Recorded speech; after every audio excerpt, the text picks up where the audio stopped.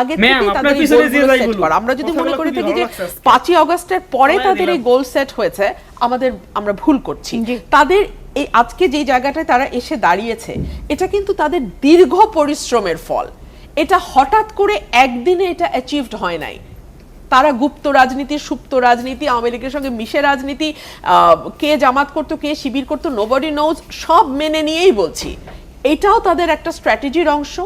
ধরুন এইবার তারা যে প্যানেল দিয়েছে ডাকসুতে, একদম মানে হরেক রঙের প্যানেল, আপনি তাতে দেখবেন তো জামাতের একটা বিরাট অ্যাডভান্টেজ হলো, আপনার মনে থাকবে এক সময় জামাতের আমির বলেছিলেন যে আর্মির সঙ্গে আমাদের কিছু মিল আছে, আমরা অত্যন্ত অর্গানাইজড একটা ওয়েল অর্গানাইজড পার্টি, অত্যন্ত সুশৃঙ্খল একটা দল।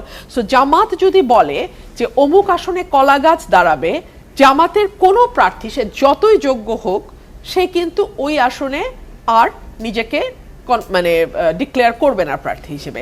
আর সত্যি কথা কি, জামাত বিএনপির তুলনায় আয়তনের দিক থেকে তত বড় দলও নয়। সো বিএনপিতে প্রতিটা আসনে যেমন অনেক প্রার্থী দাঁড়িয়ে যায়, জামাতে প্রথমত তত প্রার্থী যদি থাকেও দাঁড়াবে না, আর দ্বিতীয়ত জামাতে আসলে সত্যিকার অর্থে অতগুলো এক আসনে অত প্রার্থী নেই, এবং তারা কিন্তু অনেক